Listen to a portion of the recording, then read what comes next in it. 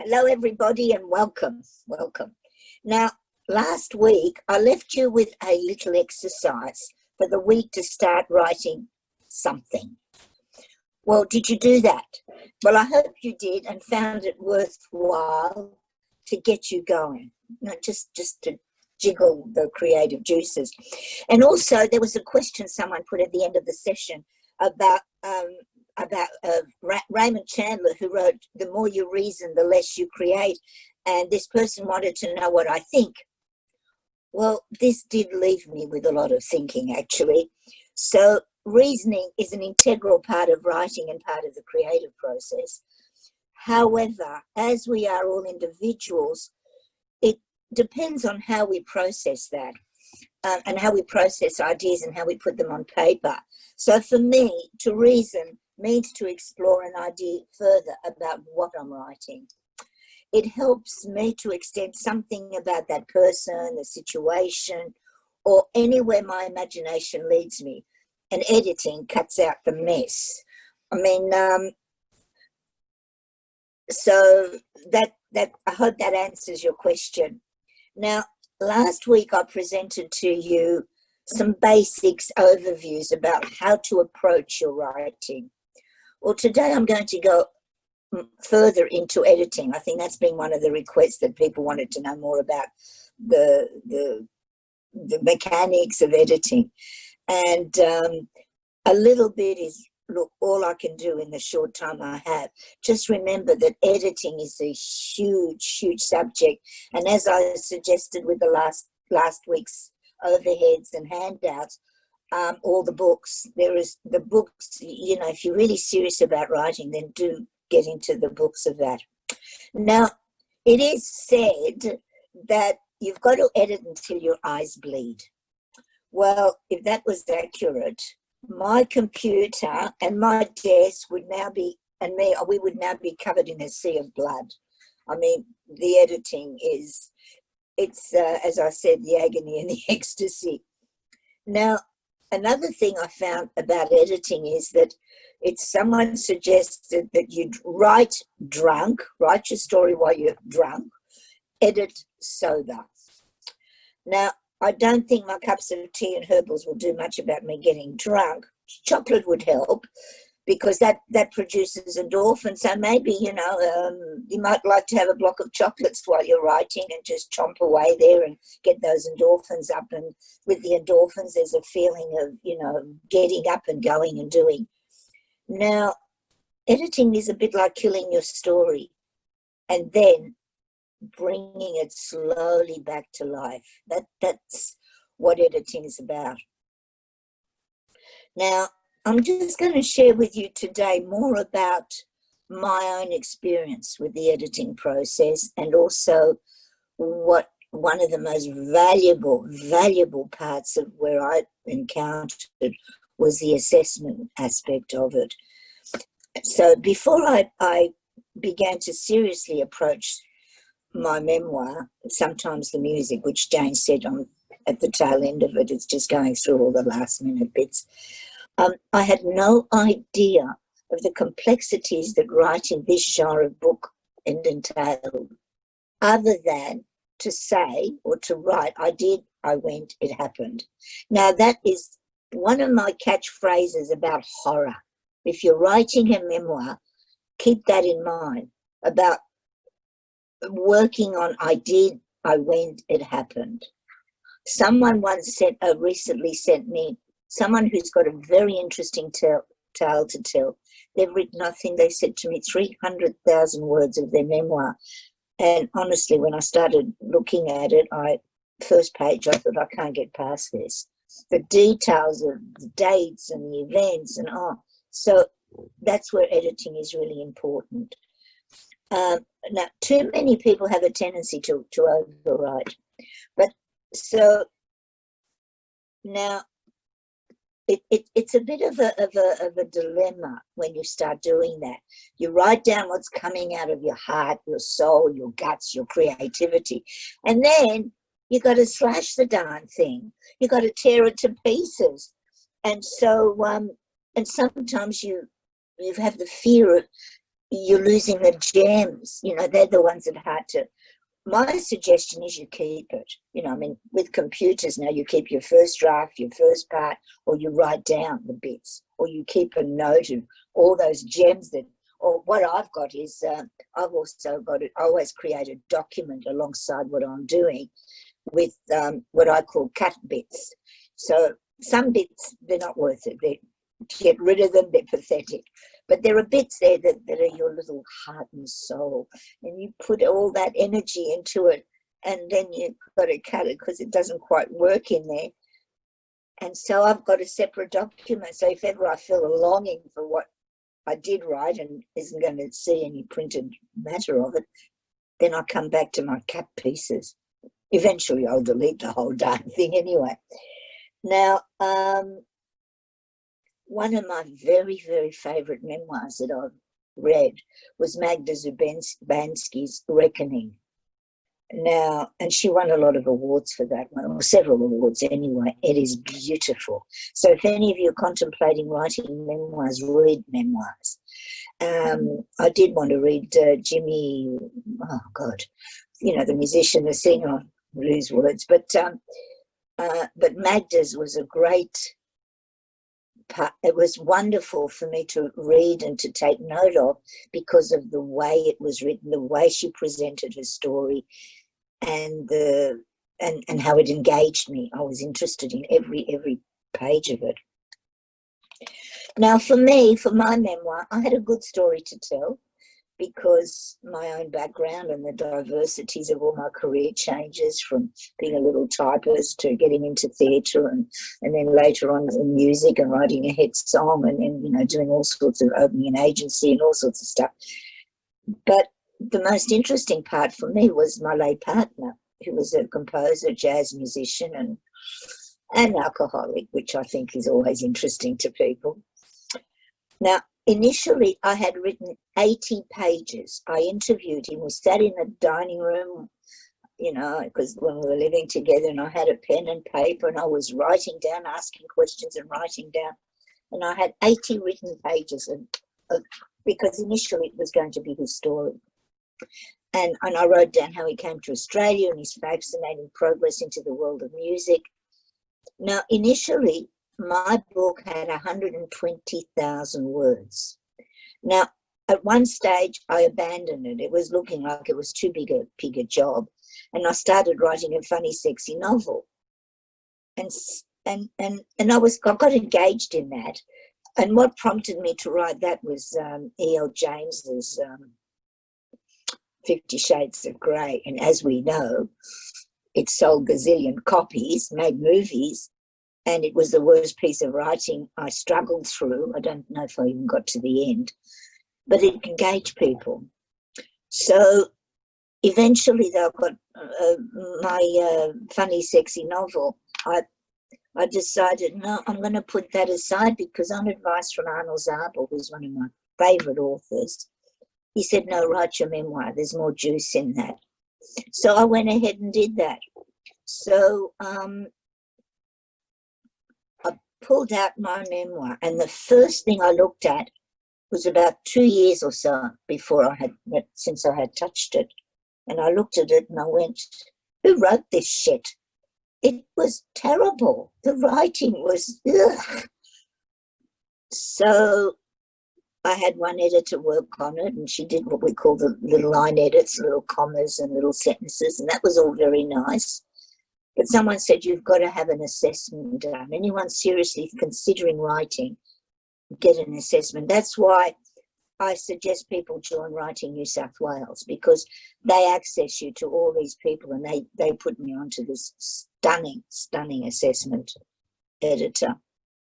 Now, I think I just went through the folder of all the material. I believe it was quite an unusual one because other people who've had assessment said to me, oh gosh, you were lucky, you got an incredibly intense assessment. And I think what will help you in your journey of writing is I'll read you the pieces that she wrote me, or the content of how she approached giving me the assessment on how it helped me create a better book. So first of all, she broke it all down. First of all, she mentioned voice and gave me the details about what my voice should sound like. Narration, point of view, memoir structure, story essence, major dramatic question, chronology.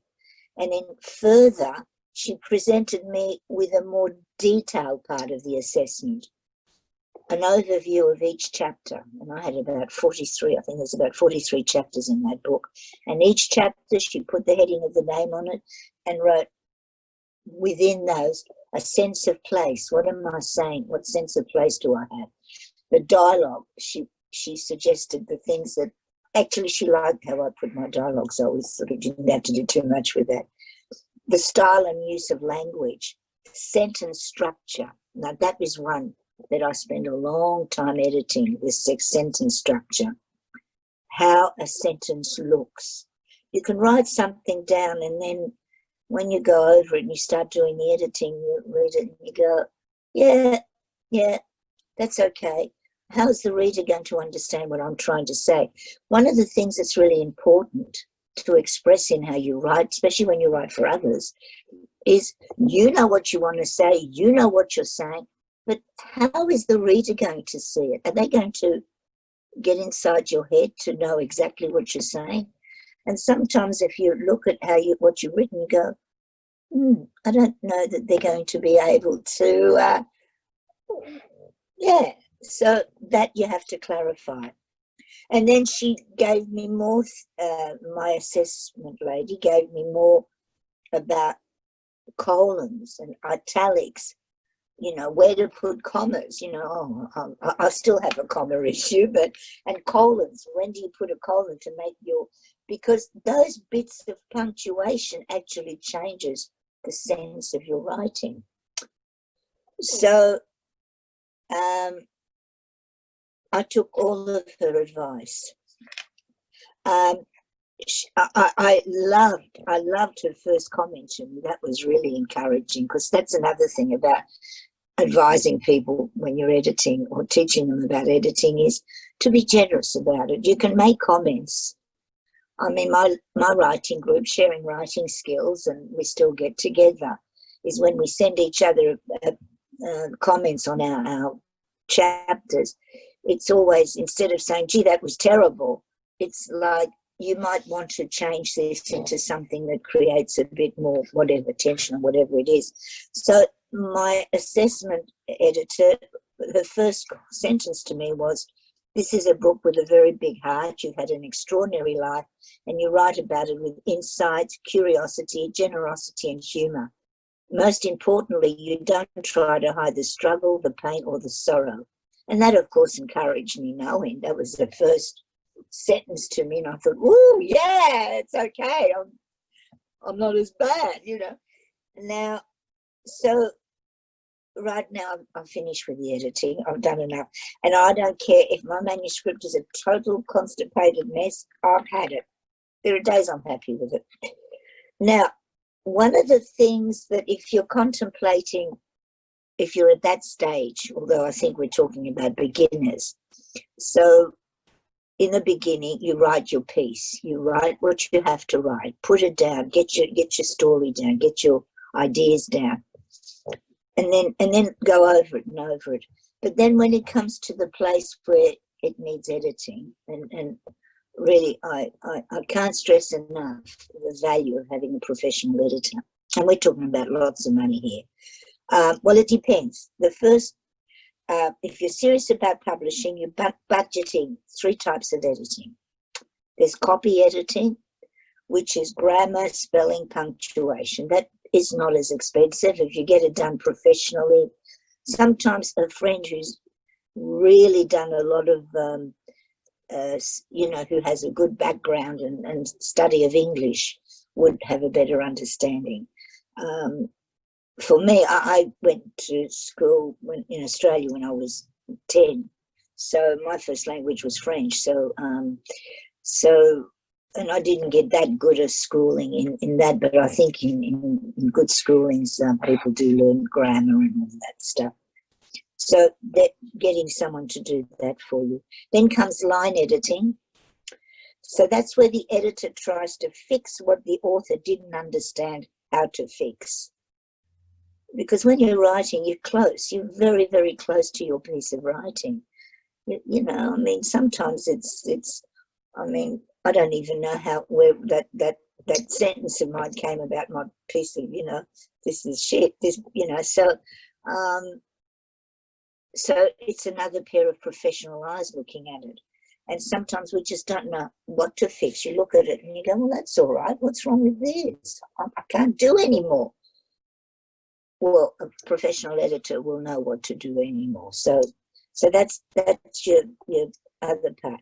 The big editing is structural editing, and that's where the editor clarifies and reorganizes a manuscript for content and structure. And that's a very, very big, expensive editing process. But in the hands of a good editor, you can write the most basic piece of story and they will make it shine. Whenever I go to author talks, which I love, one of the questions I always ask is, what was your process? What was your writing process? And how much editing did you do? And did you spend a lot of money on editing? I'm talking about from hundreds of dollars, like a good copy editing might be $500 or whatever, whereas a structural edit can go to $2,000-3,000. So, I mean, we're talking about, you know, big bickies. So these are some of the aspects that I've put together about editing and my own journey. And I've put together some handouts which hopefully will be helpful to you about if you have something to say that makes your writing easier, you know, rather than sitting down. I've had a lot of people come to me and say, well, I've got an itch to write, but I don't know what to write. Be specific when you get it down, you know, think about how that sentence sounds, have a look at it and think about it, read it out loud. And also one of the recommendations about that's all on the overhead anyway, or on the handout that I'll send out to you, or will send out to you, is choose easy words. Don't try to be clever. I've got a little piece of paper here with some lovely words. One word that I wrote down is hubris. And I thought, I've got to use that somewhere. It's such a lovely word. I haven't quite found out where to use it yet, so I'm just sitting with it. So keep it simple. If you read, I read a lot. I mean, you know, that's always a suggestion. If you're going to write, read a lot. And you'll find that even the very best authors, they don't write with convoluted words.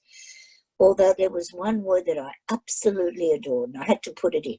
It was the word exponentially. Now, I used that somewhere once. So if you're going to use a nice big word, be sparing, that's all. And then keep your paragraphs and sentences short. Don't try to be James Joyce. That they're long, long, doesn't have any punctuation in that one at all. Avoid repeating yourself, especially in a paragraph, and avoid using the same word. That's why, the thesaurus synonyms is fabulously useful. I think most authors that I've spoken to go, do you use the thesaurus? Of course, I wouldn't live without the thesaurus, my best friend. And then don't ramble on, because writing is such a lovely place to just go on and on and on. Don't. Just keep it brief. And of course, learn how to use your commas, your punctuations, all that. And do your research.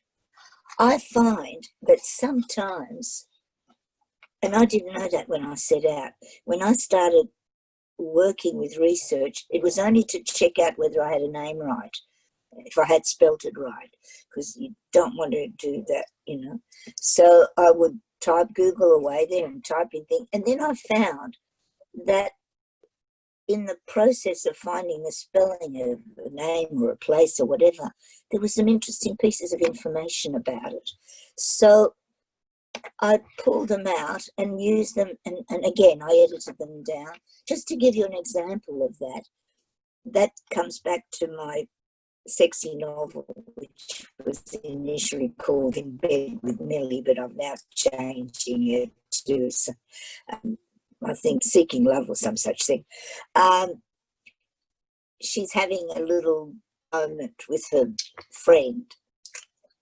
It becomes eventually the love of her life, but at that point, the two of them are sitting chit-chatting in an old cemetery in Campertown. And it was a nice moment where they were discussing something or another. And so when I researched Campertown Cemetery, I wanted to know, I knew that there was a historical cemetery in Campertown. And so I Googled it. And then I found that was an amazing historical cemetery. And it had an old ghost in there who sometimes people saw. And he was an old man in a long brown coat. And at dusk, he used to be seen occasionally sitting on one of the tombstones. So I actually worked that into the story, that my two young characters were sitting talking, and then she looked across and went, "Oh, look at that old man sitting over there on the tombstone." And he went, "Where?" And the man faded. So that gave my story a little bit more of a dimension. And also I found that somebody had some sandstones transported from England to put on somebody's headstone in Campertown. So I distilled that. So it's amazing what you can use from little pieces of information that you Google. So I thought that might be useful. And of course, double check all your information. Now, one of the things that's been suggested is don't edit while you're getting your story down, whether it's a short story or a book or an article or anything. Get it down. Whatever comes to your mind, your ideas, your creativity, the juices of your flowing, get it down. Write it. Don't start editing it. It'll stop you. And you might lose some valuable piece there that would have wanted to come out. And because you've stopped to edit, it will stop. So get everything down first, and then when you finish when the piece is done, then go back and see what needs to be fixed and edited and fixed up. Now, also in that handout, I've put in some useful hints for you, links. So like Grammarly or Pro Writing Aid or to Crit. I think somebody was asking about, I've put in there that there's a Writers Weekly, which actually is a site where they actually pay some writers for short stories. And I think someone was asking about that. It's amazing what you can find online. Really, it's just how you ask it sometimes, just join the Writer's Digest. That's got fabulous stuff in there. So now I think, how are we going for time here? Oh yeah, we've got plenty of time. So I've also added in for you a little questionnaire for you to use for yourself, like, what do I want to write? Why am I choosing this particular theme or genre or story? Who am I writing for? Are you writing for your own personal, because you want to write? I think you're here because you want to write. Are you writing and then want to leave to your family? Are you writing to be published? And what do I want to do this when I finish it? And how much time am I prepared to spend on writing it? How do I feel about writing? I'm very big about the feelings. I mean, I'm big on feelings anyway. And I'm very big on describing feelings. Now, and am I prepared to pay for professional editing? Again, one of the links that I've put for you on the handout was Fiverr, Fiverr. So check them out because they have a very inexpensive, a whole lot of activities. They've got editing, they've got book covers, they've got all kinds of advice there. So one that you can explore. And I'm going to hand it over to questions. No doubt you have a lot of questions that you might want to ask. So are there anybody who wants to know anything about editing or writing?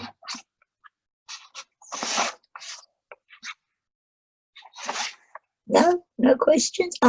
There is one question here. Yes, Helene, I was just popping in to read that question for you if you would like. Yeah. Yep.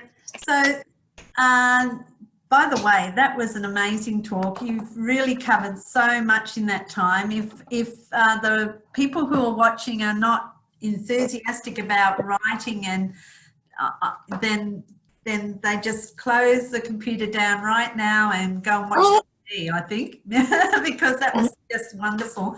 But the first question we've got here is, do you have any guidance on how to best navigate taking on advice and how making changes to improve it? So how do we respond and navigate to taking on advice while not losing our own personal style or voice?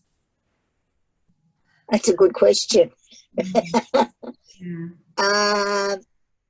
I'm writing that down so I don't. So how do you take on advice? Yes. How do you take on advice, and when people are advising you to make changes to improve your writing while not losing your own personal style and voice? Yeah. Yeah, that's important, not to lose your voice. I mean, your voice is everything in writing. Well, taking advice, well, that's a tricky one, because I know someone who's written and they took a lot of advice from a lot of people. I don't know how it ended up with it, but and they felt that it helped a lot. I think, to me, it's about who you respect, whose advice you respect. That's why a lot of us talk about having writing groups. Even if you meet like you get friends or people that you know that are keen on writing, you get together and you write and you give each other feedback. Now, the thing is, it's a bit of a juggling act, I think, because the feedback from anybody or advice, people will give you advice, and then you look at it, you compare that to what you've done, and you see if it fits. And you look at what you've written and what that piece of advice is, and you go, oh yeah, that's not a bad idea, I can do that. And then you implement that. Or you go, they don't have a clue. Who the hell do they think they are, telling me to do that to my precious piece of writing? They're off their blockers, get lost, you know. So you just don't bother. I know that and so your voice is you write from you, but someone might say to you, look, you've actually, just to tell you something interesting about that, I made a big boo-boo and lost it in, well, I don't know if it's a big boo-boo, but a few edits ago in my memoir, a friend said that she decided that she was going to give me some ideas about how to write it better. So I went, oh, lovely, and it was great advice. And then she took on more and more of it. And then she ended up giving me chapter by chapter, sending me chapters of her suggestions. And idiotic me went ahead and did it. And then I think I lost months of time. Now, some of the advice wasn't too bad because she'd read a lot and she was well educated. But then there was something that started jarring at me that, yeah, technically what she's suggesting is not too bad, but I'm losing my voice here. This is not the way I would have put this. So I looked at it and I thought, this is, and then I realized this person's English was not her first language, and she still spoke with an accent and hadn't actually written anything herself, was planning to. So it's taken me a long time of editing and re-editing to undo some of that. I learned a fair bit in the process, but it was it was time consuming to undo it, because the first thing I realized that this is not my voice. I would not have said it this way. And you can tell, because when someone tells you, can you fix it? You fix it to the best of your ability, but don't change the way you would say it. Does that answer your question? That sounds and yet, for instance, I have a friend of mine who started doing a bit of editing for me, and she did some, and when she came back with some of the things that she suggested, I thought, oh, wow, I actually changed things because they were nice, tidy little bits. She went things like, you didn't explain that bit there, and the reader was a bit confused. Oh, okay, I'll clarify that. Or she wrote, oh, look, you did a couple of words here that don't work. And so that to me was, and it's someone I admire because she's got a good groundwork in that sort of thing. So there was another question. So I hope that answers it. I think that's a really comprehensive answer. Thank you very much, Helene. And our next question is, do you find structural editors are also authors? I believe so. I believe some are, yes. I reckon they could probably make more money being a structural editor than an author, because I'm talking about, like, I know that $2,000-3,000 maybe. Editing is not a cheap business, you know, unless of course you've got a mainstream publishers and they do it all for you. But then again, just to give you an example of that, when I wrote my first book, which was published by HarperCollins, when they started, the first batch of edits I got, it was complete horrible. I actually rang back my own publisher woman in HarperCollins, and I said, I can't sign off on this. This woman has completely screwed up what I'm saying. Absolutely. And then I was told, well, you just rewrite it. So I spent a whole weekend rewriting my edited copy. And it was, I was really, really, so there you go, you know, so, but that didn't cost me anything, at least, you know, I got paid for doing all that. That book did sell quite well, so. Great. And so we've got another question. I just purchased your book. I find that I have been nervous around editing. Which one? Which book? She doesn't say, but I'm assuming it was the one that you displayed last time up the back on the top there. Sharing writing skills. I think so. It sounds like it, but she hasn't actually indicated. So she says, I just purchased your book. I find that I have been nervous around editing. I practice the 3 pages a day as you advised us in the last lesson, but how did you start editing? Was it just from looking through your diary entries? That's a good question. When did I first start? I think it was when I started joining. First of all, it's a natural thing. You've written I wrote something and then I'd read it back again. Yeah, like my In Bed with Millie, or which I'm calling it, I don't know, Sometimes Love or something. And I'd read it back again, and then I saw what was, and then I realized that, oh, gee, that doesn't quite seem right. And then I thought, oh, God, there's a character in there that's a bit of I don't need her. Bang, out she goes. So it was like a process of elimination. I think there has to be, you see, you've got to get past that love affair. I don't know if you fall in love with what you write, but there is a certain love. I mean, for me, writing is a love affair. So you have to first get over that love affair, and then it becomes honesty, and then it becomes, am I being too brutal? Yeah. So, and then you realize that, oh, this needs fixing.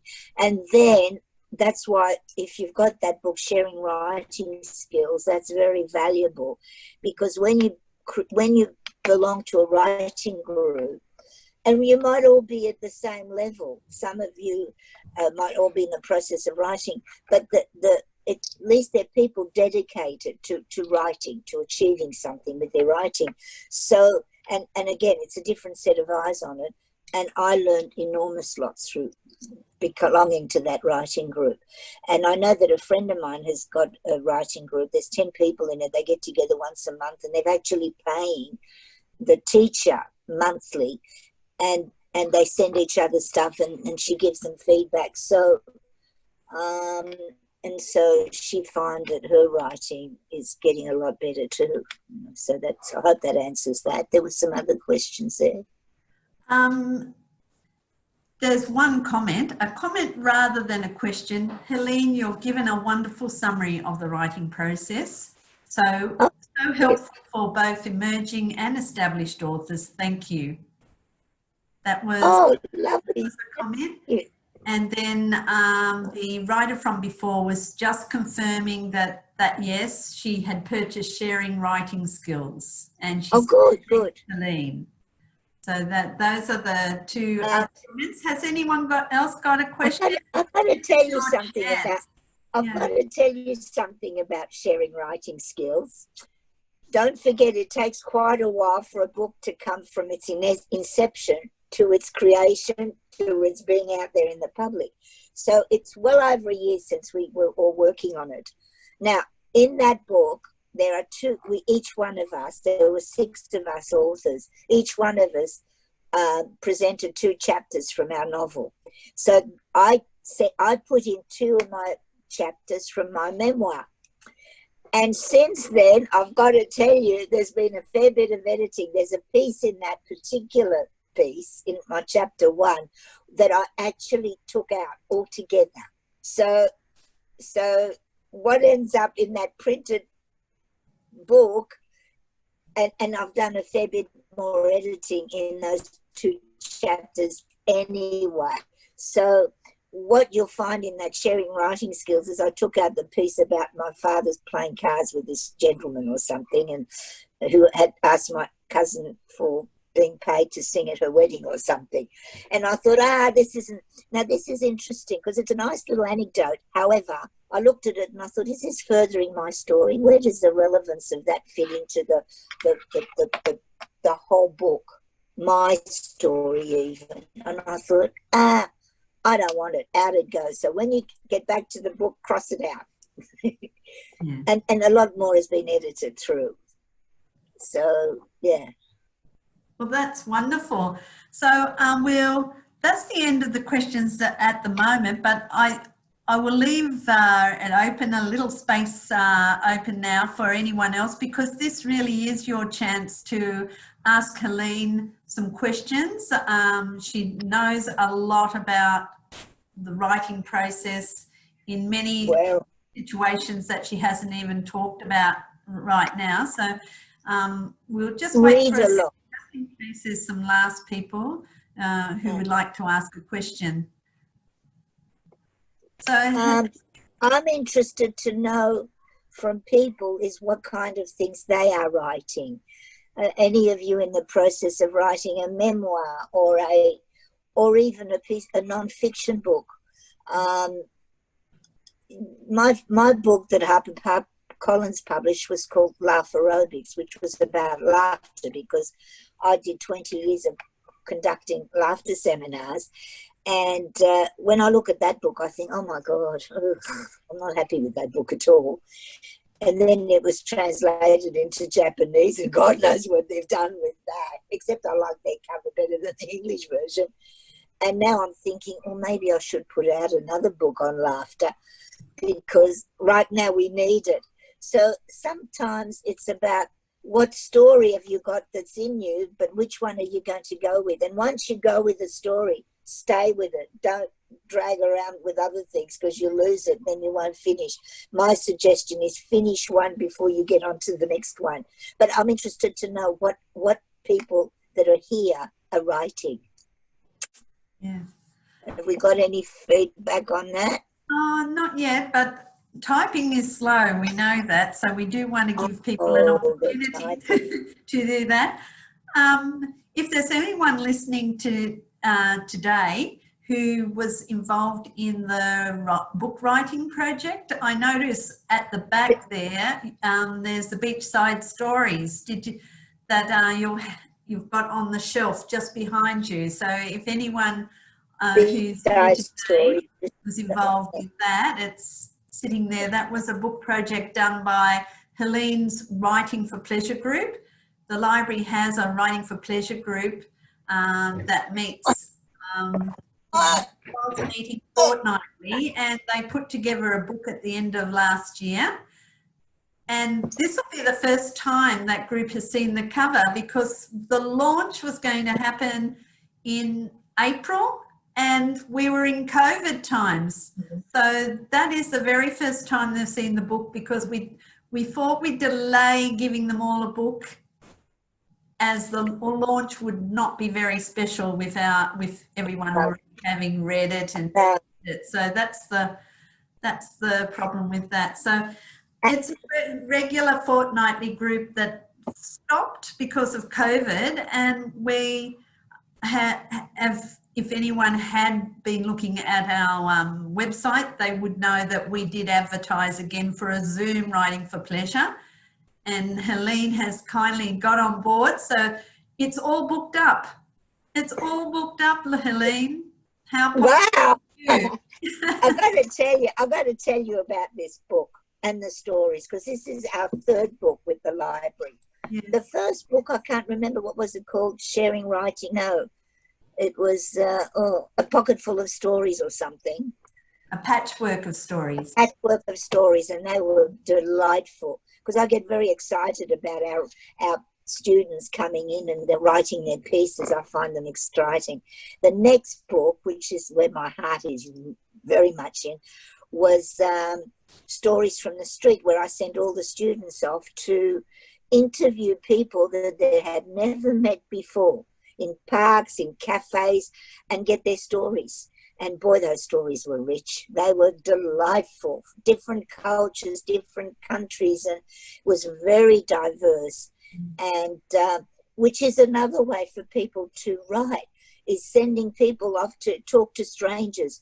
I mean, there's juice out there like you wouldn't believe. But this one was a lot more challenging, wasn't it, Jay? This one was stories from the beach and all the different beaches. And I think it's an exercise actually about editing.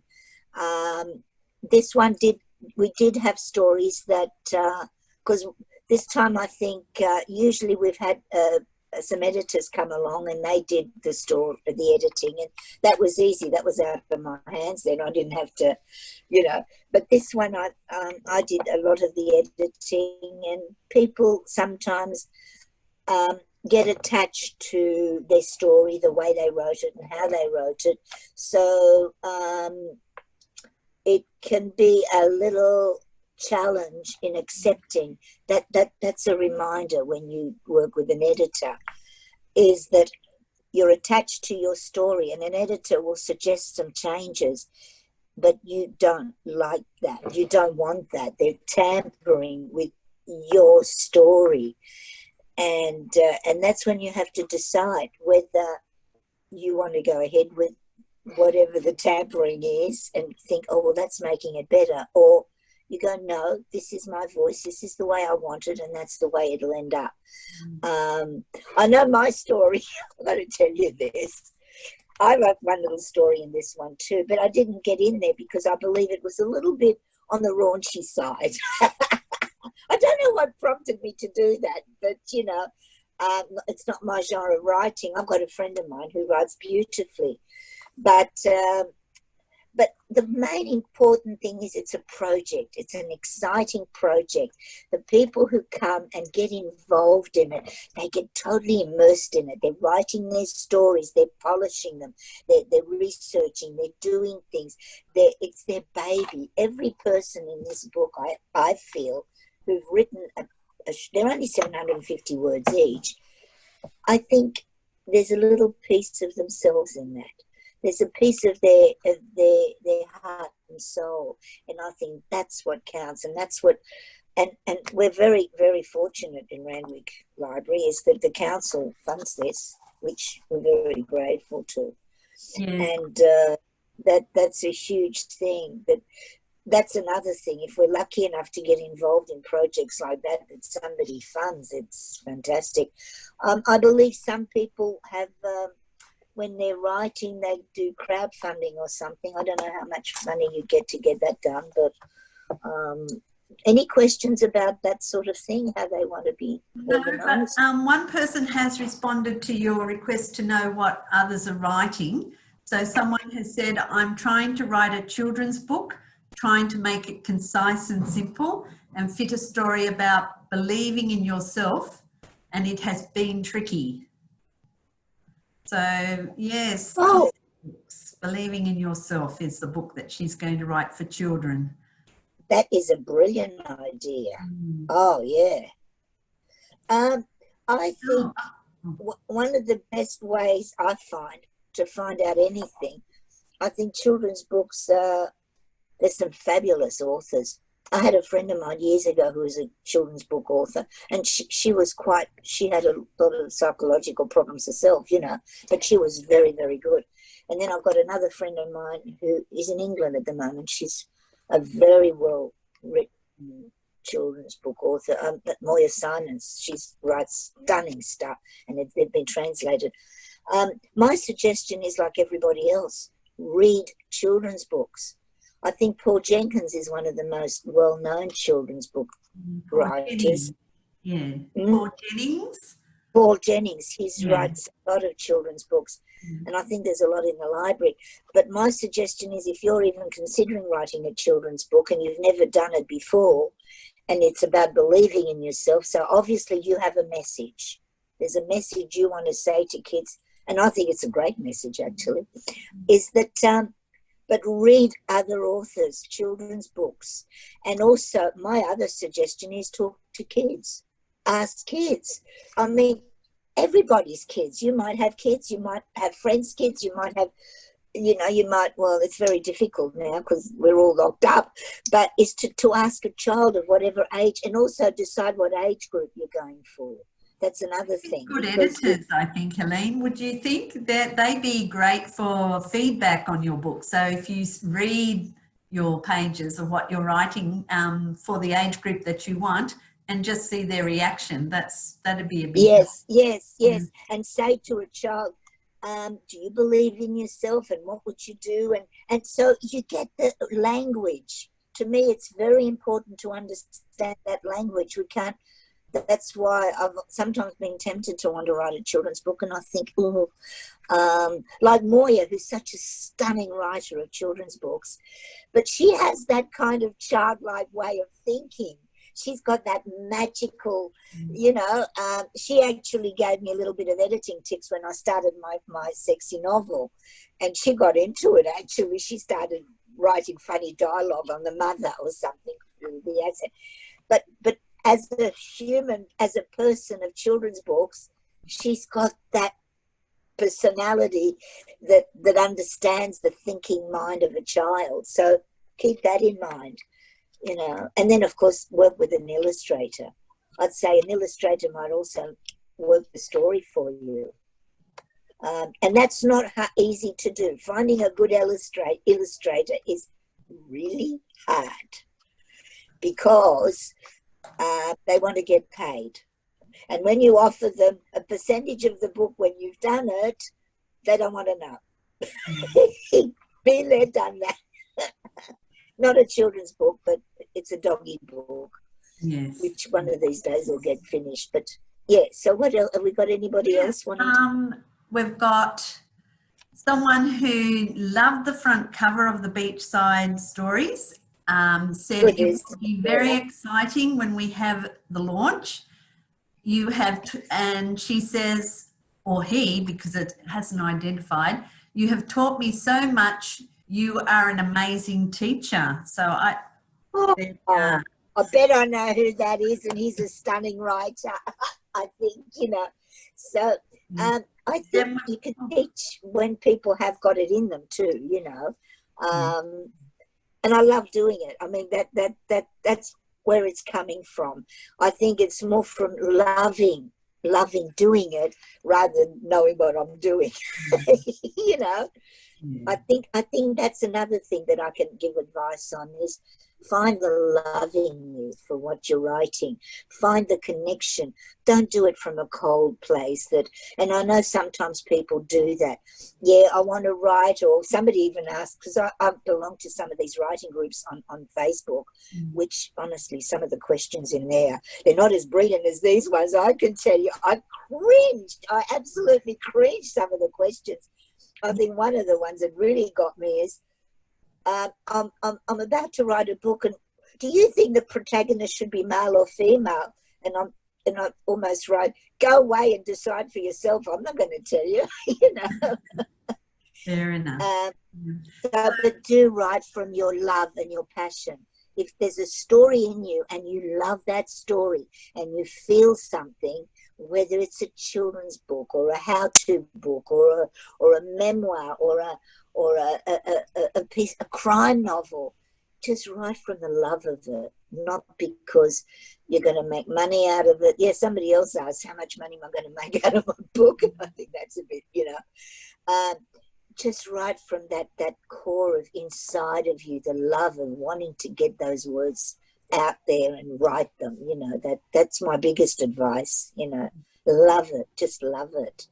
Yeah. I think that's why I love doing my library courses, because I just love doing it, you know. It's a joy. And when I hear, what gives me a great pleasure is how people write and what they do with it.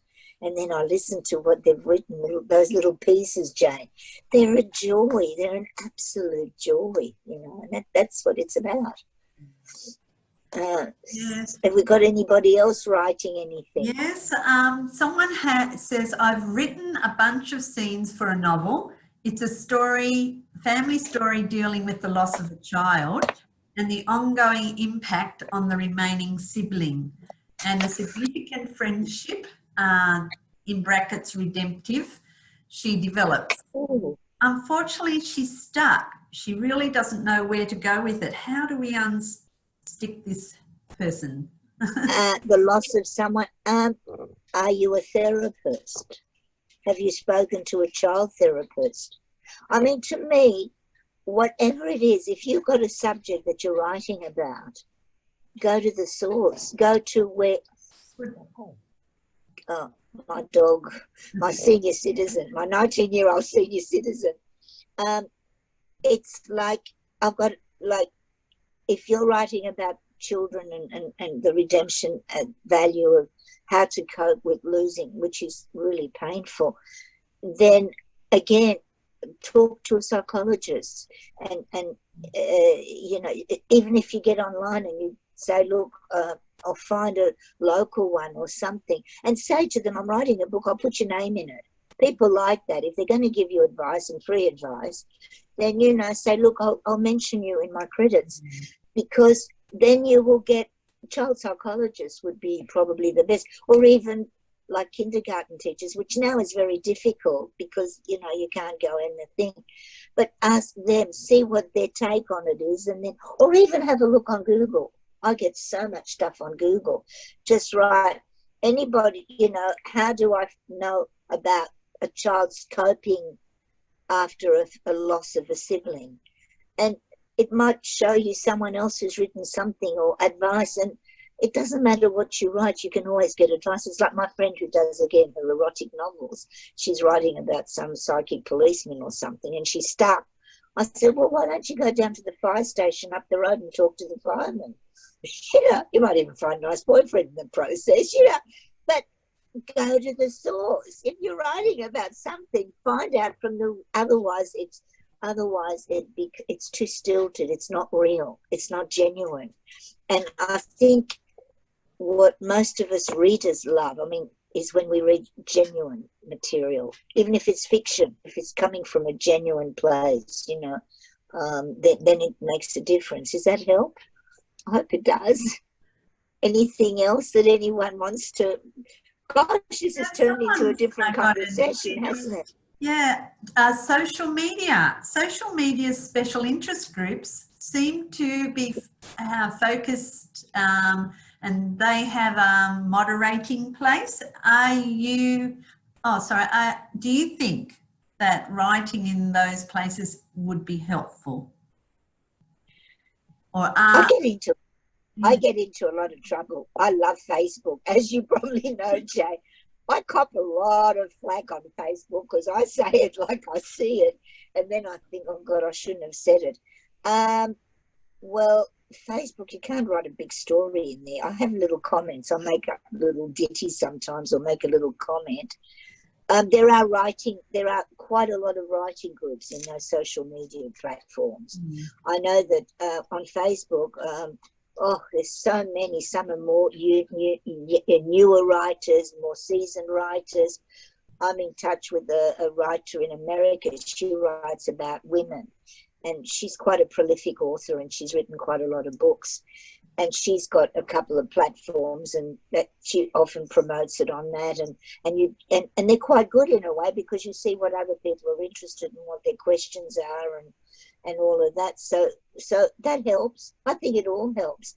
I mean, some of it, as I said, drives me cuckoo, because I think, oh, those questions, but then I forget that people are at different stages of their writing. I mean, I'm very humbled by, the big authors. I mean, when I look at people like Kate Grenville and Helen Garner and what's her name? Gosh, she had a talk not long ago. Lord, I met her actually. And these are writers who've produced some really hefty novels. Then I'm in awe of them. I'm absolutely, like, wow, I could get down there and do all this to them, because I think, whoa, have you put out... Like Kay Grenville is one of my great, I love her, And I love Australian authors. What's her name? Lee Harper, who wrote The Dry. I mean, that is stunning. And the girl who wrote, Where the Wild Things, something or another. Oh, Hannah Kent. She's a young Australian author. I think she won the Miles Franklin Award a few years ago with Burial Rights. I mean, I'm utterly in awe of these people. They're absolutely stunning writers. And that's another way we can learn how to write better, is to read them. And I now read them, and I read them, one, for my own enjoyment and the pleasure of it, but two is, what are the elements that makes this story, this book, this writing so attaching to me, So read a lot, that helps.